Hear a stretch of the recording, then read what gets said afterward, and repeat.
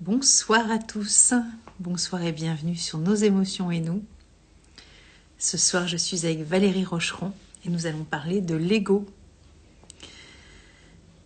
Voilà.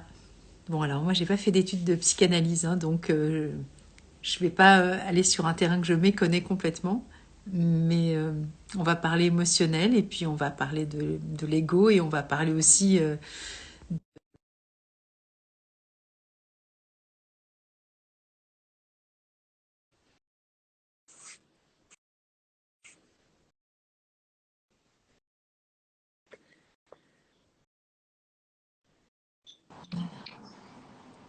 Bonsoir Valérie, Hello Nathalie, heureuse de te revoir. et moi donc, ça fait quelques... Notre dernier live remonte à quelques semaines, même quelques mois, c'était cet été, si je ne Hmm. m'abuse. Ouais, j'ai plus la date, mais ouais, c'était il y a longtemps déjà. C'est notre troisième rencontre. Oui, ouais. On aime bien bosser ensemble, c'est chouette. Ouais, c'est chouette. Bah ouais, moi j'aime bien. On papote bien. On a des idées assez similaires sur des sujets qui nous animent toutes les deux, Exactement. hein, avec voilà, avec nos vies, nos personnalités différentes. Et je trouve ça très chouette de pouvoir faire des partages comme ça sur des Ouais. sujets. Là, on l'a choisi ensemble. C'est un sujet qui est cher à mon cœur aussi et qui est cher à ton cœur aussi. Je sais qu'on en avait parlé. On avait été très animés toutes les deux. Et du coup, parce que j'ai fait aussi un thème avec Valérie, il faut le savoir. J'ai sollicité Valérie voilà, pour faire une démarche personnelle. Et donc, on a parlé de ce thème-là aussi dans le cadre de mon thème. Et je trouve que c'est intéressant aussi voilà, d'en parler. Bonsoir Sophia, bonsoir pour tous les gentilles personnes qui se connectent et qui disent bonsoir. Je vois des personnes que je connais, Oui, moi aussi. bonsoir Muriel, bonsoir Candice, tout ça. Bon, ben, c'est un sujet qui est intéressant, hein, l'ego. Qu'est-ce qui commence les hostilités, toi ou moi? Ton ego ou le mien? Bah écoute, vas-y. Après, si tu veux te représenter, parce qu'il y en a, tu sais, qui regardent pas toutes les vidéos, si tu as envie de refaire un petit point sur ce que tu fais, puis moi je dis deux choses sur moi, et puis voilà. Alors, moi, je m'appelle Valérie Rocheron-Ry, je suis astro-tarologue, ce qui veut dire que je travaille avec l'astrologie, également avec le tarot, mais le tarot de Marseille en lecture karmique. Les deux font un très très bon boulot et j'utilise mon approche est axée autour du développement personnel. Il s'agit d'aider une personne à aller dans son chemin de vie en l'aidant à s'adapter, en l'aidant à comprendre et en l'aidant à surmonter. Voilà. Et ben moi, c'est Nathalie, et je suis dans les fleurs de bac depuis 25 ans, et voilà, je suis auteure de livres aussi sur les fleurs de bac. Et bonsoir Régine. Et du coup, souvent on entend parler des fleurs de bac et on dit ouais, ouais, je connais, je connais. Je suis pas tout à fait sûre qu'on soit dans la connaissance des fleurs de bac. Voilà, mon kiff, moi, c'est de, j'allais dire un peu désacraliser aussi toutes les mythes et toutes les légendes autour de tout ça, et de resimplifier le message. Alors, je dis pas que les gens ne disent que c'est compliqué, mais c'est un outil de développement de connaissance de soi exceptionnel, et on a l'impression de voir un petit flacon, voilà, un petit flacon de rescue, puis bon, ça fera bien l'affaire. Et non, c'est un décortiquage tout en douceur de nos pelures, de couches émotionnelles qui font qu'on va vraiment en profondeur sur notre perception de qui nous sommes, de nos talents, de nos difficultés, de nos réserves, de nos potentiels. Et donc, comme l'astro, comme le tarot, comme plein de choses sur Terre nous aident à nous... Alors, pas nous parfaire, parce qu'on est... Moi, je suis pas en quête de perfection, je suis juste en quête de découverte de moi depuis presque 61 ans maintenant. Et je me dis, voilà, c'est pas fini. Et je trouve ça grandiose d'avoir ça dans la vie, tu vois, pour aller... Alors, je précise juste que nos deux disciplines sont complémentaires. Je vais expliquer carrément. pourquoi. Quand moi, je travaille avec une cliente, je la mets à poil, littéralement. Donc, je la mets en face de beaucoup de choses, de défis à surmonter, de sa part d'ombre, donc les émotions sont rudement brassées. En revanche, dans mes compétences, je n'ai pas la possibilité d'amener une aide au niveau de la gestion des émotions, autre que faire travailler son psychisme et sortir l'épée. Donc, dans ce cas, et c'est ce que j'ai fait pour moi, je me suis tournée vers Nathalie dans une période un peu délicate, il faut absolument se faire aider au niveau de la gestion des émotions. Et c'est comme ça qu'on arrive à relever les défis de vie. Voilà, la petite précision. Voilà pourquoi Ouais, on c'est aime vachement. travailler. Ouais, mais merci pour la précision parce que voilà, c'est comme tout, c'est avec le corps aussi. Voilà, moi je sais que tu vas beaucoup nager parce que tu n'es pas en métropole, tu es un peu loin de nous et il fait encore super beau là-bas. La Et Martinique. la Martinique. Et du coup, oui, le corps aussi, prendre soin de soi sur tous les aspects. Et, euh, et donc, oui, notre émotionnel est chahuté tout le temps, tout le temps, tout le temps, du matin au soir, c'est la vie. Et la vie, alors, elle nous tourmente et elle nous malmène pas. Voilà, on fait avec ce qui est à notre disposition avec les outils et nos compétences aussi. Et voilà, et tout est OK.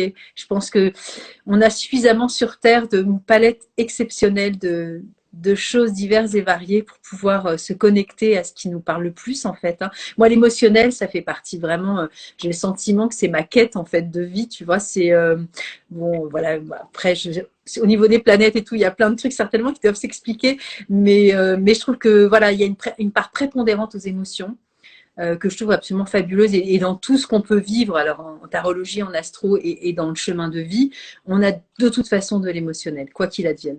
Donc ça, Absolument. je trouve ça fabuleux, quoi. Et là, ça nous ramène à l'ego, parce que l'ego, Exactement. c'est quelque chose qui peut se faire complètement absorber par les émotions, petit 1, et c'est quelque chose qui a très mauvaise presse aujourd'hui dans la définition et la vision du développement personnel, enfin du moins d'une partie du développement personnel qu'on appelle le nouillage. Moi, j'appelle ça le nouillage.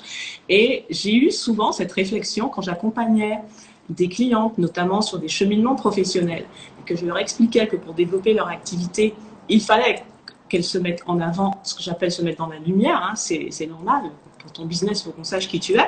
Et souvent, j'ai eu cette réflexion qui arrivait, mais Valérie, est-ce que c'est pas de l'ego ça? Et là, je comprenais pas. De l'ego, et souvent, je lis des textes, hein, je vois des publications, et toi aussi, hein, parce que sinon on ne serait pas là toutes les deux pour en parler, où je constate qu'il y a une incompréhension monumentale de ce qu'est l'ego, et qu'en fait, ego, c'est confondu avec l'orgueil excessif, tu vois, avec l'excès, avec l'excès. Donc je pense qu'il est bien aujourd'hui de remettre l'église au centre du village et de nous centrer vraiment sur l'ego, c'est quoi, ça vient d'où, ça sert à quoi, pourquoi il faut en avoir, quels sont les dysfonctionnements de l'ego, comment soutenir un ego faible, comment canaliser un ego trop puissant et envahissant, etc. Voilà. Mais en aucun cas, on ne peut le montrer du doigt. C'est pas possible, ça. Bah, en fait, c'est toujours pareil. Pour moi, c'est ce qu'on fait avec les fleurs de bac et c'est ce qu'on fait dans les lames de tarot et pareil en astrologie. On a toujours ce côté binaire. Rien n'est d'un côté, rien n'est dans l'autre. Tout est une question d'équilibre. Donc, si on ne pointe que du doigt que l'ego, il y a un problème, il y a un déséquilibre. Il y a des équilibres et alors déjà, l'astrologie nous donne déjà une bonne piste. Alors, en ce moment, pour tout le monde, l'ego, la notion d'ego est extrêmement sollicitée. Pourquoi? C'est parce que l'axe des nœuds lunaires, qui est une convention astrologique mais déterminante au niveau karmique pour le chemin de vie, l'axe des nœuds lunaires en ce moment, il est avec les signes Bélier et Balance. Le Bélier, c'est le premier signe du zodiaque, donc c'est lui qui définit justement l'ego. Parce que l'ego, c'est quoi? Ça vient du latin ego sum. Moi, je suis. Moi, je suis. On a nous, on est tous quelqu'un. Si on n'est pas là, c'est qu'on est mort. C'est clair. Et alors, du coup, Bélier, c'est le premier signe de l'année zodiacale, puisque ça se termine par les poissons et on commence avec le mois, en fait. Hein, c'est ça? Exactement. Ok. Le bélier, signe de feu, c'est la première étincelle. C'est ton identité, en fait. Moi, je. Ça correspond en astrologie à ce qu'on appelle la première maison, qui définit ta personnalité, ton identité, face à l'autre. Face à l'autre. Donc, et là, c'est mathématique. Hein. Il n'y a pas besoin de faire des grands tours en développement personnel pour savoir que si ta personnalité est faible face à l'autre, mais toi à sa place, il va te bouffer toute crue. Ouais. D'où l'importance d'avoir une personnalité forte. Forte, ça ne veut pas dire méchante, ça ne veut pas dire orgueilleuse, ça ne veut pas dire écraser les autres, c'est juste ego sum. Moi, je suis à ma place. Ouais, c'est une question. Alors, j'essaie de voir avec les fleurs, hein, mais est-ce que ça peut être aussi une perception de l'affirmation de soi? Je pense à Centauri, justement, en opposition aux personnes qui pourraient être aussi avoir du pouvoir, hein. Et Centauri, c'est quelqu'un qui a des fois une faiblesse de volonté. Et donc, alors, est-ce que dans Centauri, on va pas parler d'ego, on va pas parler de place, mais il y a cette forme de difficulté d'affirmation où on peut aussi se laisser abuser par des personnes avec des fortes autorités pour se soumettre aussi et ne pas justement dire non, dire stop, s'affirmer, etc. Alors, je ne sais pas si c'est forcément dans la lignée de l'ego, mais ça peut être aussi une indication Mais de ces personnalités. Et puis après, bon, bah, tout vient aussi de notre éducation, en tout cas en grande partie. On ne naît pas là, à l'âge qu'on est maintenant, là, je ne sais plus combien du 2023. Euh, il y a une histoire pour en arriver là, à cet ego qui pourrait être affaibli aussi et pas en mesure aussi justement de s'affirmer. Et c'est là, c'est la complexité aussi de l'être humain, hein. On a des grands chapeaux de vie, mais après, il y a une histoire derrière tout ça.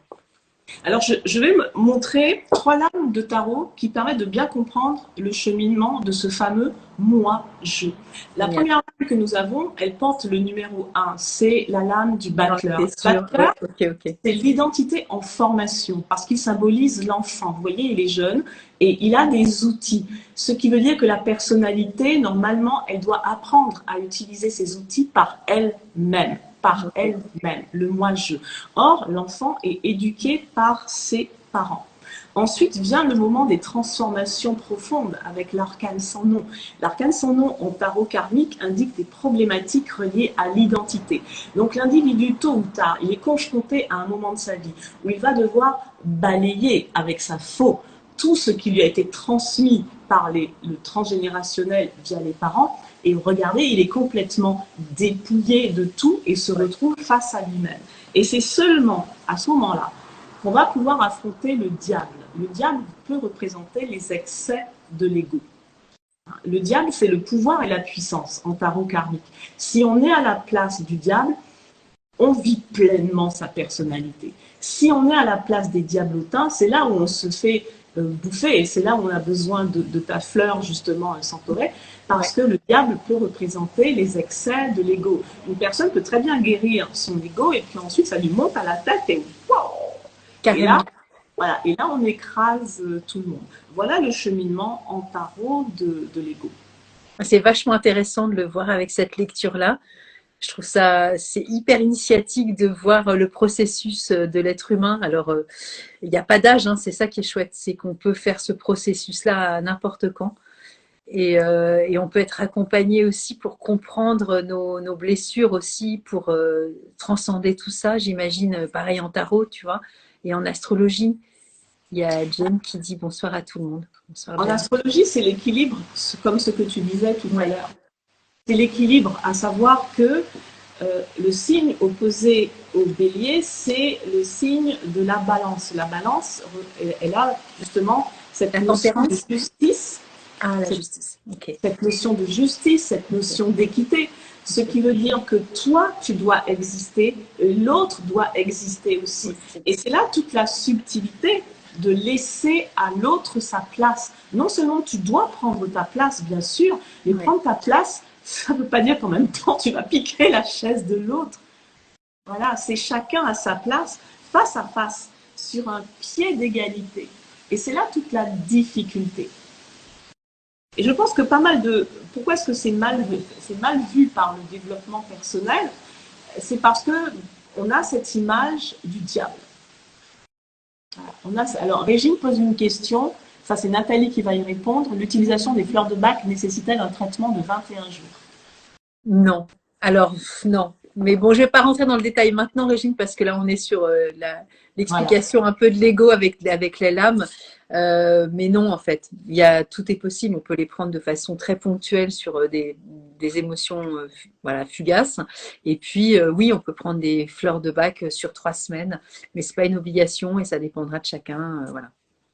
Et là, tu vois, on a vraiment l'illustration des dérives de l'ego. Voilà une personne, deux personnes qui ont un ego très faible. Donc, elles se laissent complètement dominer par le diable qui les a asservies quelque part. Et voilà ce qui se passe, en fait. Et pourquoi j'étais contente de faire cela, il faut vraiment remettre les pendules à l'heure. Si vous n'avez pas d'ego, vous êtes là. Ce qui veut dire qu'il y aura quelqu'un qui prendra votre place et qui va vous bouffer. Et souvent, j'entends des gens qui disent on m'a volé mon ceci, on m'a pris mon cela. Je dis tu t'es laissé voler ton temps, tu t'es laissé voler. Voilà. Si, carrément. tant que tu es là, avec ton ego faible, lui, il va faire ce qu'il veut. Mais on Ouais. a la possibilité de se dégager. Et c'est là qu'un travail émotionnel, et là tu vas nous parler des plantes qui peuvent donner du courage pour aller renverser le diable, le destituer, tu vois, et Bah, prendre sa place de manière ouais. positive. Prendre sa place, ça va être différent selon chacun, tu vois. Je vais pas pouvoir parler de toutes les situations, mais il peut y avoir des peurs, tu vois. La peur, bah, alors, voilà, Centauri, c'est une difficulté d'affirmation, mais il peut y avoir aussi des peurs de pas y arriver, des peurs tout simplement, Euh, parce que dans cette notion de, pour moi, il y a de la peur en fait. Sinon, on irait carrément et on serait pas gêné, on prendrait notre place entre guillemets, tu vois. Il y a toujours un regard de soi qui est complètement déséquilibré. Alors Régine pose une question intéressante. Elle dit, peut-on avoir un ego fort dans un domaine et pas dans d'autres? Si tu permets, je peux apporter une réponse, c'est Bah, oui. carrément. Bah oui. Oui, et tu sais pourquoi, Régine? C'est parce que les attentes ne sont pas les mêmes. Il y a des domaines de vie où tu es à l'aise, où tu n'attends rien de personne parce que tu gères bien toute seule. Donc, ton ego sum, il sera bien. Et puis, il y en a d'autres où pour une raison ou une autre, tu attends. Et là, tu vas te mettre en position de faiblesse. Ouais, les enjeux sont pas les mêmes à chaque fois, que ce soit sur le plan affectif, professionnel, social, ça dépendra vraiment de chacun, avec nos enfants, avec nos compagnons, nos compagnes, nos amis, nos parents, tout ça, ça change énormément. Et on est multiple en fait à l'intérieur de soi. Donc ça dépend à qui on s'adresse, Régine, si on s'adresse à cette partie de soi là ou cette partie de soi là. Et c'est ça que je trouve chouette, c'est qu'on n'est pas une seule personne. Et dans cette multiplicité, il y a différents enjeux, il y a différentes craintes aussi. Alors, parmi les craintes, on peut avoir des personnes qui, dans un domaine de vie, seront très marquées par ce que j'appelle les mémoires d'esclavage. Voilà. Donc, elles vont se mettre instinctivement, sans comprendre pourquoi, et parfois leur corps défendant, en position subalterne. En position subalterne. Donc, on a des mémoires d'esclavage. Et Sophia nous dit que ça peut être caché par l'insécurité. Oui, c'est quand on a l'insécurité, c'est parce que tu as une attente. Tu n'es pas capable de te sécuriser seul. Donc, tu as une attente de l'extérieur pour te sécuriser. Donc, forcément, comme tu as une attente, tu vas faire profil bas. C'est mathématique. Ouais, après, ça dépend toujours pareil, hein, Sophia, ça peut être aussi une insécurité latente qui est là depuis la naissance et qui a mis dans un tel climat que la sécurité ne peut pas venir de soi pour le moment. Et ça se construit aussi, à un moment donné, ça va se poser, mais ça peut être aussi ça. C'est de l'ordre aussi des fois de l'inconscient, hein. Avec cette lame, on comprend qu'on peut avoir, parce que c'est l'enfant, hein. Donc l'enfant, il a des parents, ok. Et donc on peut Ou pas. avoir soit des parents qui t'ont dénigré, qui t'ont pas Ouais. soutenu, et là ton moi-je, il devient tout faible, je suis petit, je suis moche et tout. Soit tu peux avoir eu des parents très très aimants, très soutenants, mais très envahissants, Aussi. hyper protecteurs, à énergie cancer trop développée, hyper protecteurs, et qui vont tout faire à ta place. Donc ton moi-je n'arrive pas à faire par lui-même. Ton moi-je, il va répéter ce que tes parents t'ont enseigné. Donc en fait, tu as un moi-je qui est téléguidé. Qui est téléguidé. Et quand tu arrives en situation où vraiment il faudrait faire appel à tes ressources personnelles de moi-je, tu peux pas. Tu peux pas. Et oui, et justement, dans cette posture d'enfant, tu vois, quand tu as eu des parents défaillants qui t'ont mis dans une forme d'insécurité parce que justement, ils étaient absents, d'une façon ou d'une autre, hein, dans cette absence-là, voilà, ça peut t'insécuriser aussi longtemps. Donc ça, c'est la fleur aspen qui nous permet justement de retrouver cette sécurité intérieure alors que justement l'extérieur n'est pas sécurisant. Et on a besoin aussi, quand on est enfant, d'avoir cette sécurité qui vient aussi de l'extérieur. Parce que des fois, la construction, elle se fait bien sûr avec l'environnement. Donc ça peut être des fois super compliqué. Et tout à l'heure, les personnes qui cherchaient justement un bouc émissaire, c'est Willow. Les personnes dont tu parlais, tu sais, qui disaient, bah voilà, je suis victime de ça, etc., parce que c'est l'autre qui m'a mis dans cette posture-là. Et ben ça, c'est Willow. Ça nous évite de nous responsabiliser et de regarder aussi en face la situation. Et c'est des fois plus confortable pour certaines personnes d'aller externaliser le problème en disant que nous, on n'y est pour rien en fait. Alors, il y a quelque chose qui est important, parce que j'essaye toujours, tu vois, d'amener une vision très pratique, très concrète, à savoir comment déceler que mon ego est très malmené, que je ne suis pas.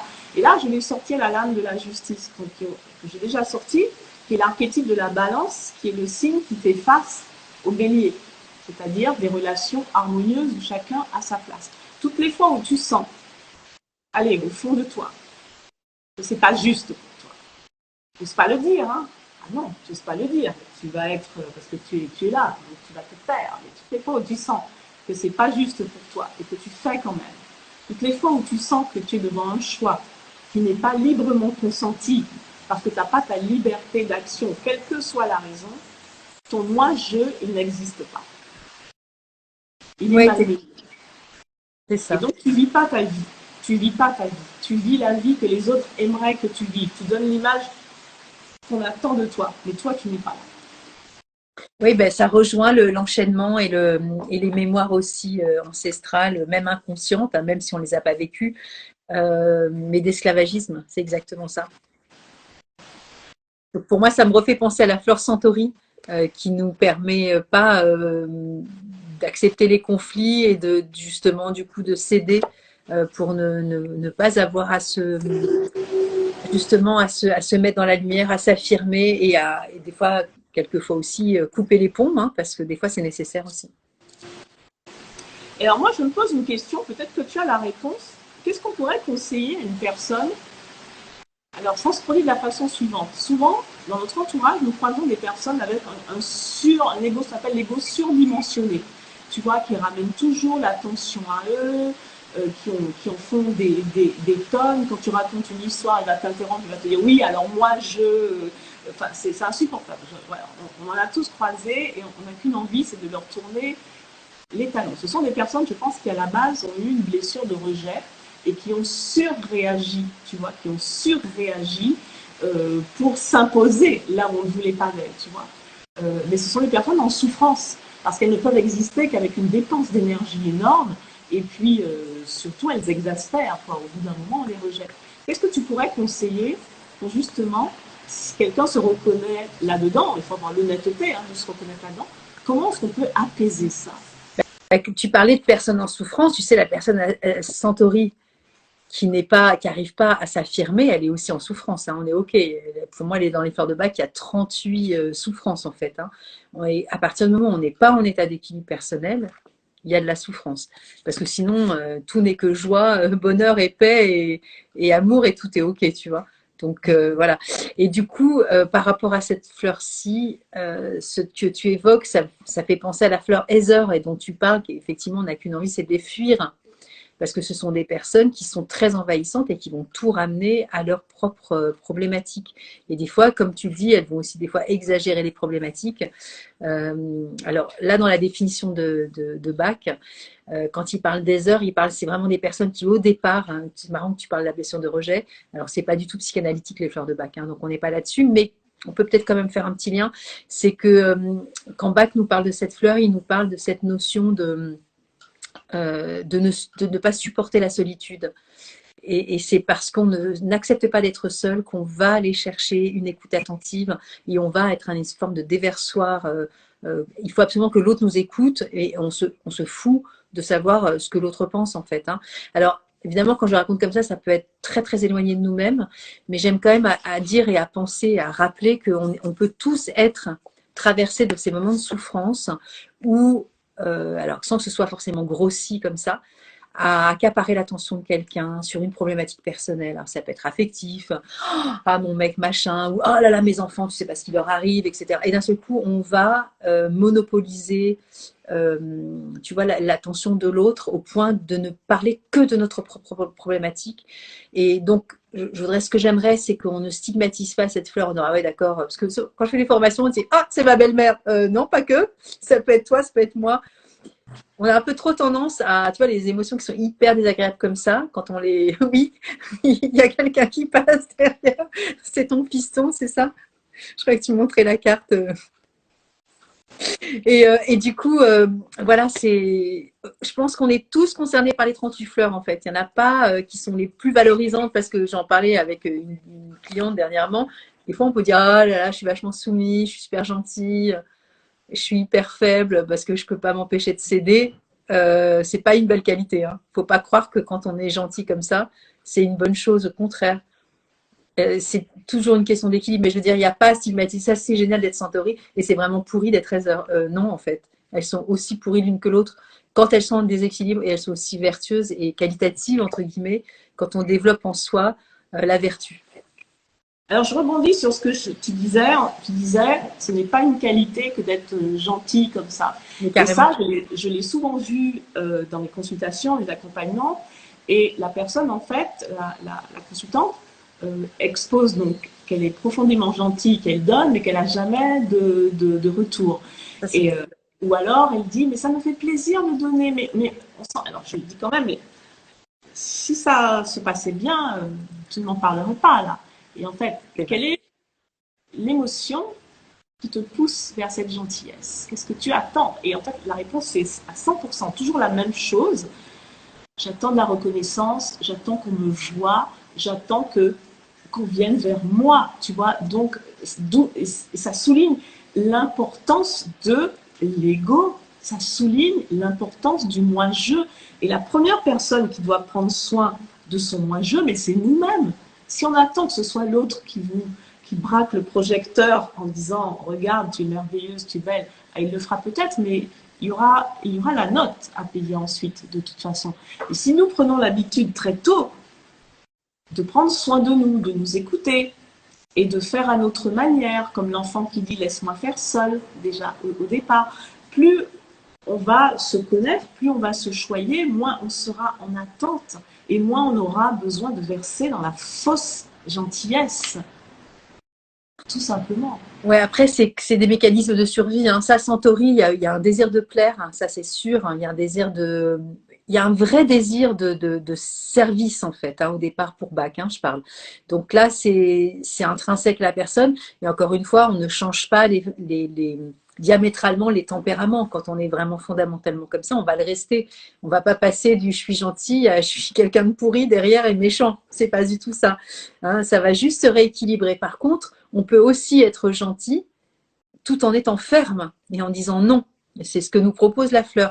Et par rapport à ça, au fait de besoin de reconnaissance, du je donne, mais en attendant, je donne pour avoir un retour, c'est une autre fleur, et là, c'est chicory. C'est la fleur qui parle de ce besoin de posséder un peu les autres et de les avoir aussi à nos côtés. Et donc, on va des fois s'immiscer dans la vie des autres et avoir un peu d'ingérence pour pouvoir justement s'octroyer le retour d'amour de l'autre. Et du coup, ça va être déceptif parce les autres ne sont jamais à la hauteur de nos attentes en matière de retour d'amour, entre guillemets, hein. Non, et c'est pour ça que vraiment, quand une personne a des problèmes relationnels, que ce soit au niveau amical, au niveau sentimental, ça peut se manifester dans son travail, dans sa famille ou avec les amis. Voilà, il y a un déséquilibre, ça se passe pas comme elle voudrait. Il faut toujours, la bonne attitude à avoir, c'est de toujours se demander mais qui je suis. Est-ce que je m'accepte comme je suis? Est-ce que je prends soin de moi? Est-ce que je m'accorde déjà, on va dire, du temps pour moi? Est-ce que je prends le temps de me regarder dans un miroir, de m'arranger, etc. Voilà, moi face à... C'est un exercice que je donne beaucoup, c'est moi face à mon miroir. C'est le premier reflet de l'ego. Alors, soit tu peux passer effectivement 10 heures par jour devant ton miroir et là il y a un problème. Là on est dans le narcissisme, donc l'autocentrage surdéveloppé. Soit, je me rappelle d'une personne, une de mes clientes, elle n'osait même pas se regarder dans un miroir. Elle se coiffait sans se regarder. Et là, ça se manifestait donc par un déséquilibre relationnel très très profond. C'est vraiment la première question à se poser.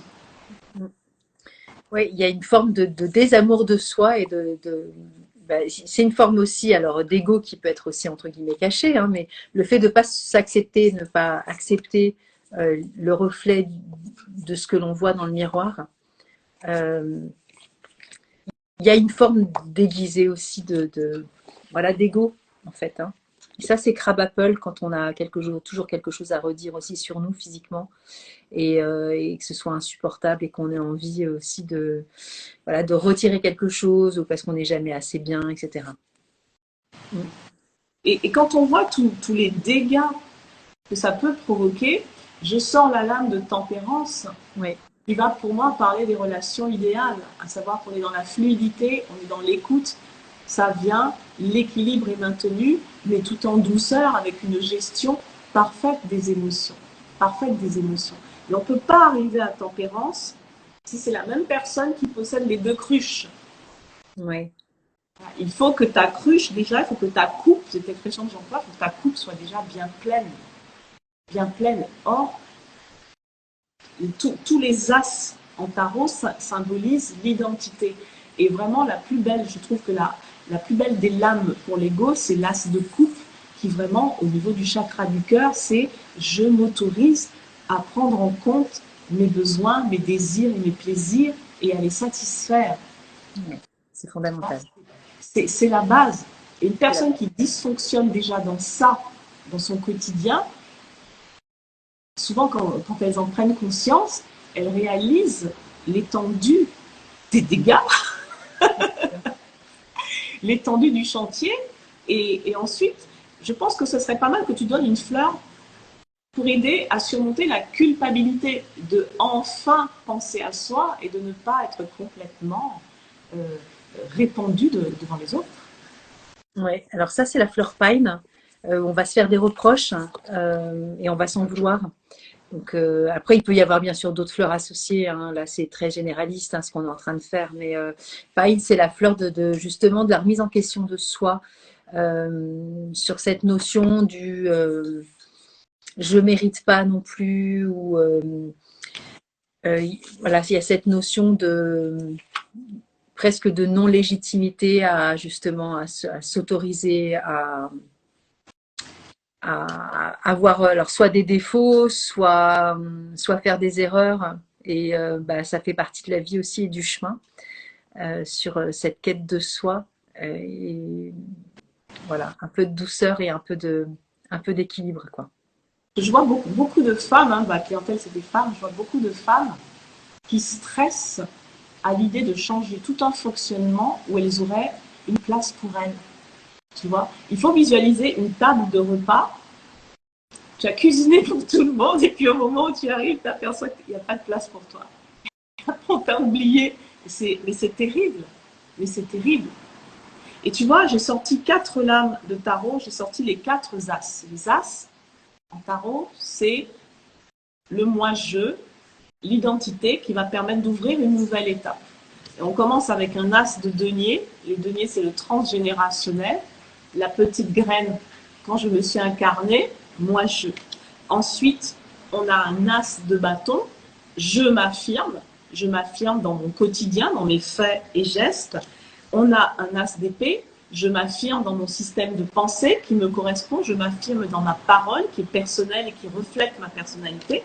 Et puis on a un as de coupe, celui dont je parlais tout à l'heure.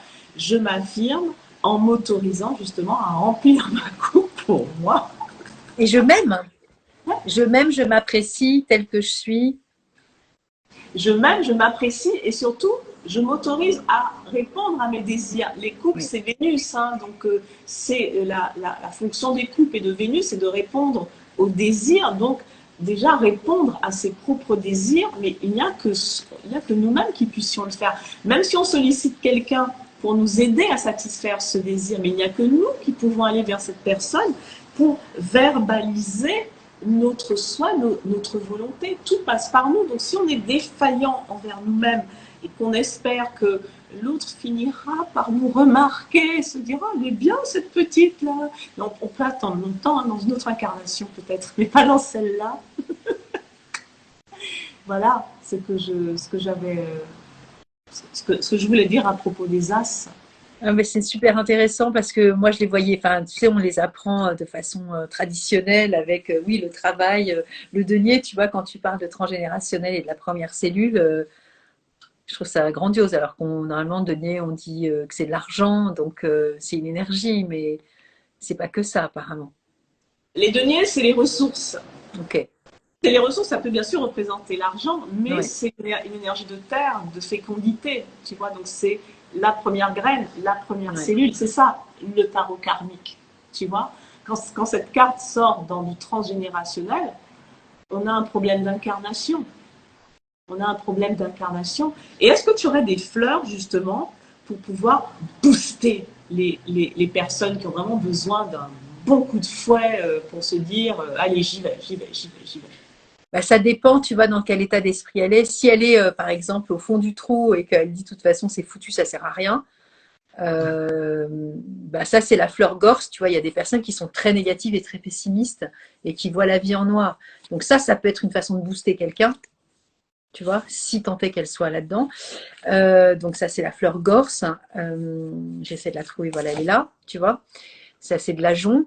Si la personne elle a besoin d'être boostée parce qu'elle n'a pas confiance en elle, elle dit j'y arriverai jamais. Bah ça peut être du larch, tu vois, la dévalorisation. Si elle a besoin d'être boostée, parce que je reprends ton expression, mais du coup, elle a peur. Elle a peur des conséquences, parce que des fois, booster dans les conséquences, bah, des fois, oui, quand on bouge, il se passe des choses. C'est très rare qu'il se passe rien. Donc, ça peut aussi engendrer des peurs. Voilà. Il peut y avoir tu vois, plein de situations différentes qui vont engendrer différentes. Ça peut être aussi la fatigue, tu vois, morale. La personne te dit, je suis épuisée moralement, j'en peux plus. Donc, bah, elle se sent pas boostée parce qu'elle sent qu'elle a plus de jus par rapport à la situation, tu vois. Et ça peut être olive. Alors, toute Alors, proportion gardée, hein, mais voilà, tu vois, il y a plein de possibilités en fait. j'ai une anecdote à raconter qui donnera un bon exemple d'ego bouffé. Parce que, en fait, souvent, on se fait bouffer son ego de manière très sournoise. Hein. On ne Ouais, s'en aperçoit même pas. Et en fait, la personne commence à réagir quand elle se rend compte que quelque part, sa vie lui échappe. ouais, Et c'est à ce moment-là qu'elle commence à se dire, il y a un truc qui ne va pas. Et je me souviens d'une amie, j'ai une amie très très chère que j'ai vue cet été. Et en fait, je ne l'ai pas reconnue. Une femme flamboyante, dynamique, énergique, qui pétait le feu, tout ça était parti. Et en fait, elle ne faisait plus rien pour elle. Elle était donc mariée avec un homme tout à fait très très gentil, mais qui était extrêmement accaparant. Et elle ne faisait vraiment plus rien pour elle. Quand je dis plus rien pour elle, c'est qu'il était par exemple difficile de dire qu'elle va partir 3 jours avec des copines pour faire un truc. Non, même pas ça. Et c'était ouais. pas du tout une question financière ou quoi que ce soit. Absolument pas. C'était le mode de fonctionnement. Et quand je lui ai fait remarquer qu'il y avait un sérieux déséquilibre et qu'elle était complètement entravée, elle était au niveau diablotin, elle me répond mais dans un couple, il faut bien faire des concessions. Donc on a le mot couple. Qui dit couple, c'est moi et l'autre. Il faut bien faire des concessions. Mm. Et là, je lui dis, oui, bien sûr, évidemment. Mais si les concessions sont toujours à sens unique, eh bien, petit à petit, ta personnalité se fait complètement absorber. Et tu te retrouves là, complètement absorbé. Parce que les concessions sont à sens unique. Et en fait, qu'est-ce qu'il y avait derrière cette peur, justement, qui fait qu'elle s'éveille? Il y avait certainement la peur d'être seule, etc. J'ai pas poussé plus loin parce que le contexte ne s'y prêtait pas, mais c'était flagrant. C'était flagrant. Elle était mangée. Son moi-je était mangé. Il n'y avait plus rien. Nathalie, il n'y avait plus rien. C'était effrayant de voir le contraste entre la lionne que j'ai connue et, et la petite souris qui était devant moi. Voilà. Donc voilà les dégâts du défaut d'ego. Et elle était malheureuse. Ah, c'est ça. Après, voilà, comme tu dis, il y a des peurs derrière, il y a des conséquences. Hein, et se retrouver seul, bah, ça va engendrer aussi une qualité de vie différente. Et on ne se rend pas compte à quel point, des fois aussi, faire un saut justement dans l'inconnu. C'est ce que nous propose aussi Mimlus, hein, c'est vraiment de nous jeter dans l'inconnu. Hein. Faire confiance, c'est ne pas savoir ce qui va se passer, mais y aller quand même. Hein. Et toi et moi, on sait ce que c'est. Hein. Et donc, on a fait ce saut de l'ange, voilà. Et c'est la quête de l'âme, là. Je dirais presque de la survie, en fait, par moment aussi. Hein. Donc, elle est peut-être pas non plus dans ce niveau-là de conscience, mais le jour où ça arrive, en général, on se pose même pas la question, on y va. Et quelles que soient les conséquences, on y va. Ben, je pense qu'elle avait un déficit vis-à-vis de ça déjà, c'est-à-dire Mm. qu'elle ne verbalisait pas ses attentes. Ouais. Tu vois, elle n'exprimait pas clairement son positionnement, à savoir qu'elle a besoin de certaines choses pour être bien.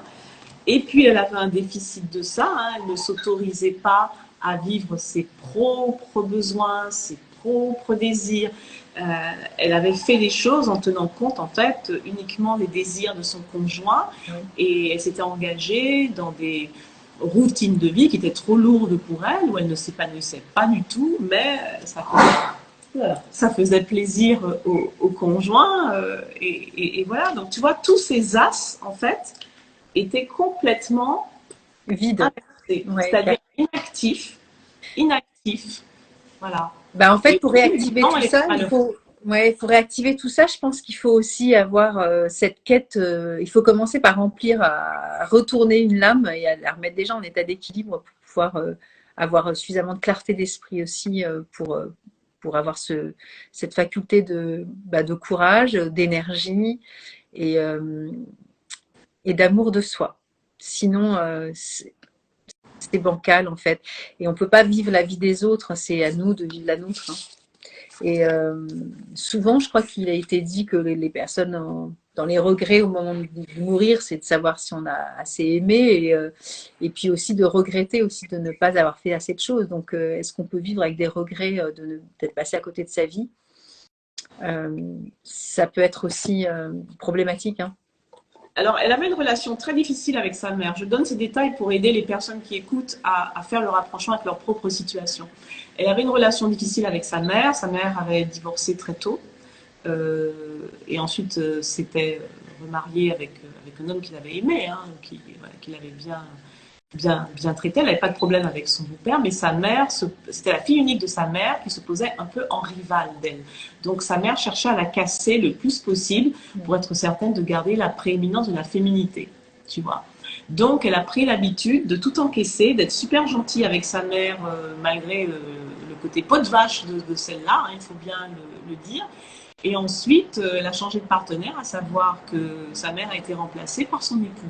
Alors, un époux très, très gentil, mais très enveloppant. Donc, comme elle était déjà dressée pour plaire et obéir, pour rechercher de l'amour, ben, elle a attiré ce profil et pour lui, c'est du pain béni.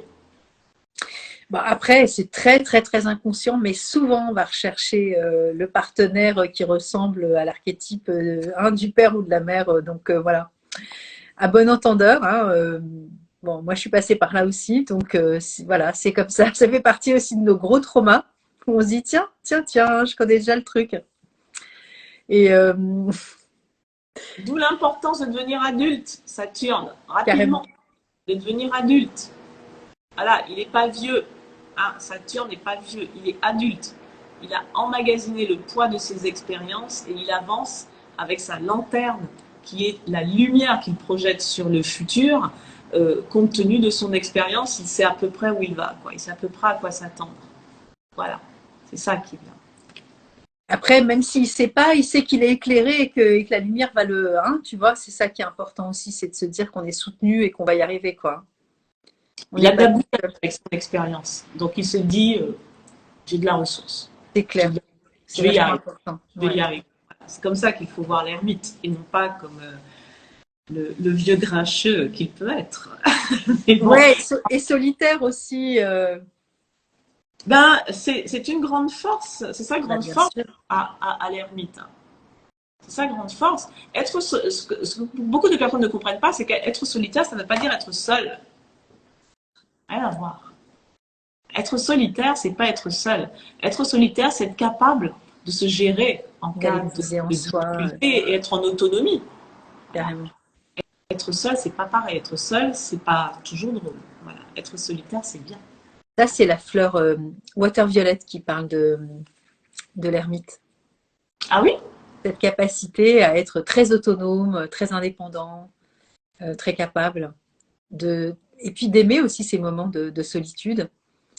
Voilà, c'est aussi comme ça qu'il se ressource et, et il a aussi ses propres enseignements qui fait que voilà, il avance en solitaire. Super.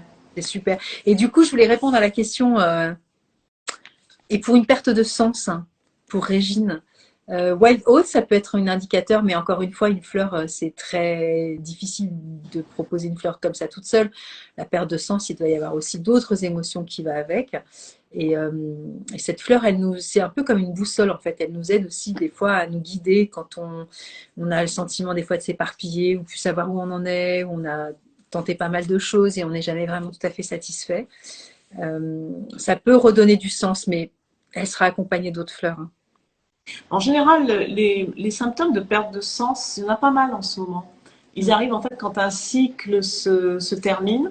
Et tu avais tellement l'habitude de fonctionner dans une routine qu'en fait elle se délite toute seule et Carrément. elle n'est pas encore remplacée par autre chose. Voilà, tout simplement. Oh, merci, deux femmes admiratives, inspirantes, merci pour cela. Ah, c'est Écoute, gentil. les piésanes, on est contente si on a pu être utile, en tout cas. Et donc, cette perte de sens, en fait, c'est la transition, c'est un peu le passage à vide entre deux routines, hein. Ça, en ce moment, je travaille beaucoup l'astrologie pour 2024, donc Ouais. ça, je suis aperçue, hein, qu'il y a vraiment pour certaines personnes, hein, des impacts qui font que la perte de sens, elle est réelle. Donc, il ne faut pas s'affoler, c'est juste qu'il y a quelque chose qui se termine naturellement, il y a un peu la phase de flottement, et il faut être prête en fait à accueillir ce qui vient. Il y a quelque chose qui va se mettre en place, et à ce moment-là, on y retrouvera du sens. Mais De pour toute l'instant, façon, c'est en actant le mouvement aussi que les choses vont prendre sens, hein. C'est pas en étant dans cette forme de crainte qui va nous scléroser, qui va encore plus nous insécuriser finalement. Et par rapport à ce que tu dis, les périodes de transition, Walnut, c'est une fleur aussi qui peut aussi nous accompagner dans ces moments-là, où comme tu dis, on fait du passage de l'ancien au nouveau, et il y a des moments, on est un peu, on ne sait plus trop bien situé. Mais voilà, la perte de sens, ça peut être aussi Wild Oat, où on est vraiment paumé, quoi.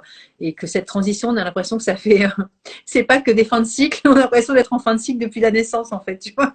Et donc on se dit, oh là là, il va falloir que ça s'arrête parce que là, c'est trop, quoi. Mais en fait, je pense que après, ça, c'est la lecture que j'en ai, hein, ça n'appartient qu'à moi, mais je pense que tout fait sens, hein, et que on est dans une période, comme tu dis, d'instabilité où alors là, je vais montrer Walnut, c'est pas du tout Walnut, je vais vous montrer Chestnut Bud, ça n'a rien à voir avec Walnut, je sais pas pourquoi je vais montrer cette fleur, mais bon, c'est pas grave. Euh, Bon, après, vous y connaissez peut-être rien en fleurs, donc c'est pas très grave si je vous ai montré une carte qui correspondait pas. Mais ça, c'est celle-ci, Walnut, pardon. Pour les initiés qui vont regarder la vidéo. Et du coup, oui, dans ces périodes de transition, on peut aussi se dire que voilà, ça peut être compliqué aussi pour nous à retrouver du sens et ça va se faire. Voilà. Et ce sens-là, on va y mettre aussi une forme de lumière, comme avec l'ermite aussi, parce qu'on a l'impression d'être dans le noir aussi des fois quand ça n'a pas de sens, alors qu'il y a de la lumière un peu partout, hein, et on ne le voit pas. en fait, il faut tout simplement être prêt à la voir. Mm. Et c'est un conseil que je peux donner à tout le monde. Restez pas sur vos émotions chahutées. Allez voir Nathalie pour avoir votre flacon parce que 2023 était une année étrange, on va dire, entre deux eaux. Pas pour tout le monde, hein. Il y a des personnes qui se sont bien propulsées en 2023, mais pour beaucoup, en fonction des thèmes, c'est une année entre deux eaux. Mais alors 2024, moi je l'ai appelé l'année du Mustang, c'est-à-dire cheval sauvage. Il va falloir Oui, je me galoper. souviens, tu as ton poste avec Je la confirme, voiture, ouais. je confirme avec le travail que je fais en ce moment pour 2024, c'est l'année du Mustang. Donc il va falloir avoir les reins solides et les idées claires. Voilà. Donc les personnes qui se sentent angoissées, apeurées, qui sentent que voilà, elles ont l'impression de marcher sur de l'eau. Restez pas comme ça. Faites-vous aider. Faites-vous aider. Il ne faut pas rester passive. L'un des premiers travaux de l'ego, prendre soin de son ego. Quand tu vas pas bien, tu te fais aider. Reste pas comme ça.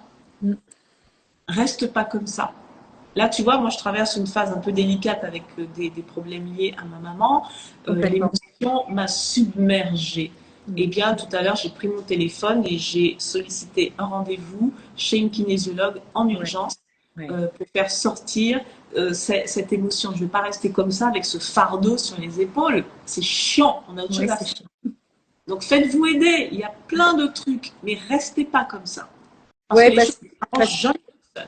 C'est ça. Sinon, alors là, ce que tu viens d'évoquer, ça peut être ça, tu sais, cette fleur, la nuit noire de l'âme.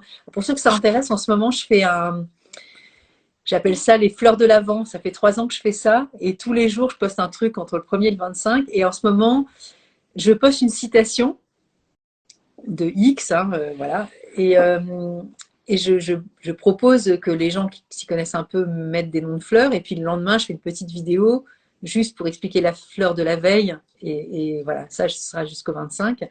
Et Sweet Chestnut, je l'ai mise donc hier. Et cette fleur nous parle de ces moments où on est vraiment dans le tunnel et on est vraiment brassé émotionnellement et on ne voit pas la lumière au bout du tunnel. Et je crois que jusqu'au 3 janvier, il y a des planètes rétrogrades, patins couffins, qui vont un peu nous escagasser. Qui vont commencer, je crois, le 14, c'est ça, je ne me trompe pas, non, Valérie? Alors, on a énormément de rétrogradation, mais ça va s'alléger à partir du 31 décembre, quand Jupiter va reprendre sa marche directe. Le problème, c'est que Jupiter est dans le signe du Taureau en ce moment, qui est un signe de fécondité, de richesse, d'argent, tu vois, et également très relié au transgénérationnel. Et sa rétrogradation, qui a occupé une grande partie de 2023, nous a donné l'impression de fonctionner au ralenti, tu vois, d'avoir les courbés, d'avoir des vieilles casseroles et qui se sont fait sentir assez lourdement. Donc là, il se remet en avant. Et Saturne est déjà repassé direct. Donc on s'est tapé rétrogradation de Jupiter, rétrogradation de Saturne. Et puis un Saturne en poisson pour les émotions, c'est vachement lourd, tu vois.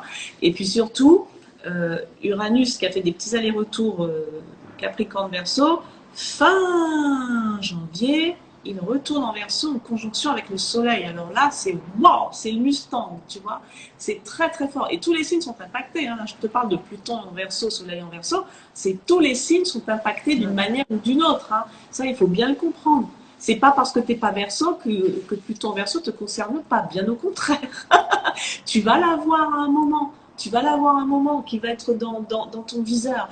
Donc tout ça, c'est extrêmement excitant, moi je trouve. C'est extrêmement excitant. Et justement, tous les outils qu'on possède, toi avec les fleurs, d'autres avec les pierres, moi avec l'astrologie, les tarots, d'autres avec le Reiki, voilà. Et ce sont des outils pour te permettre de ne pas avoir peur, d'aller dans ce tunnel tranquille comme l'ermite, peinard, à ton rythme. Mais tu y vas. C'est ça le but. Ouais, sinon, rumination mentale aussi, gamberge. Et là, on n'en peut plus, quoi. Parce que là, c'est un truc, après, c'est la nuit, c'est tout le temps. Et donc ça, c'est White Chestnut. C'est pour tous ceux qui n'arrivent pas à éradiquer toutes ces obsessions, ces pensées, ces conversations, ces mais pourquoi, mais comment, mais dans quelle étagère. Ah, on a une petite coupure, non?